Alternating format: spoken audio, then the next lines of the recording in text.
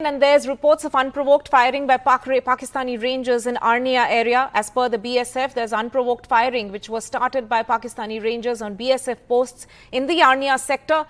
And in news coming in, Indian security forces have killed 5 LET terrorists along the line of control, responding befittingly to Pakistan firing the Indian. 8 बजे के बाद बहुत फैल हो रहा है। अच्छा अच्छा, बिल्कुल। बॉर्डर कितना दूर है यहाँ से? बॉर्डर कम से कम कोई 1.5 किलोमीटर होगा जी। अच्छा जी। तो यहाँ से फायर आना कितने बजे से फायर शुरू हुआ? 8 बजे से बाहर। अच्छा। हिंद को फतह करने की तैयारी शुरू हो चुकी है।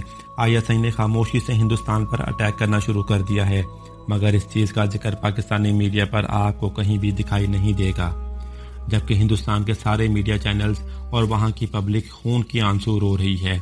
आखिर ये सब क्या हो रहा है, सब जानते हैं आज की इस वीडियो में, तो वीडियो को एंड तक लाजमी देखिएगा। दोस्तों, जहां इंडिया क्रिकेट मैच में पाकिस्तान को हराकर खुश हो रहा था, वहीं पाकिस्तान ने गज़वा हिंद की तैयारी भी शुरू कर दी। जी हां दोस्तों, आपने बिल्कुल सही सुना, एक बड़ी जंग का आगाज हो चुका है। और हम ये नहीं कह रहे, बल्कि ये आप सल्लल्लाहु अलैहि वसल्लम ने आज से तकरीबन 1400 साल पहले ही फरमा दिया था कि मेरी उम्मत में 2 जमातें जन्नत में जाएंगी। एक जमात वो जो इमाम मेहदी का साथ देगी और दूसरी जमात वो जो गज़वा हिंद में शामिल होगी। लेकिन यहाँ मामला थोड़ा कंफ्यूज हो जाता है, क्योंकि कुछ उलमा कराम कहते हैं कि गज़वा हिंद हो गई है और इसकी शुरुआत मोहम्मद बिन कासिम ने कर दी थी, जब इसने सिंध पर हमला किया था, और सुल्तान बाबर पर ख़त्म हो गई थी, जिसने पूरे हिंदुस्तान को फतह कर लिया था। मगर यहाँ पर नेमतुल्लाह शाह वली कुछ और ही कहते हैं।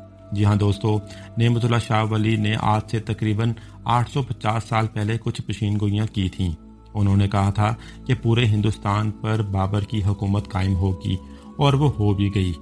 तारीख में फिर उन्होंने कहा कि हिंदुस्तान की सरजमीन टूट जाएगी, और जिस दिन ये ज़मीन टूटेगी उस दिन बहुत खून बहेगा।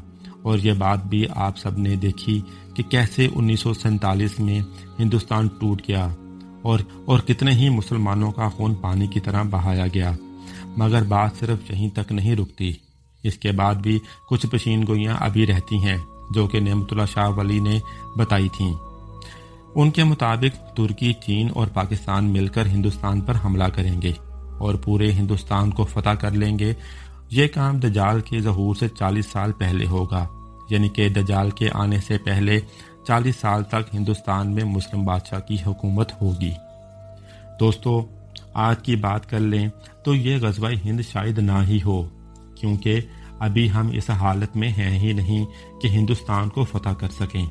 वैसे भी हम दोनों की कंट्रीज एटम बम रखती हैं, तो कैसे में अगर डायरेक्ट लड़ाई की भी तो दोनों ही तबाह हो जाएंगे। आज के दौर में अगर किसी कंट्री को ख़त्म करना है तो अंदर से इसे खोखला कर दो।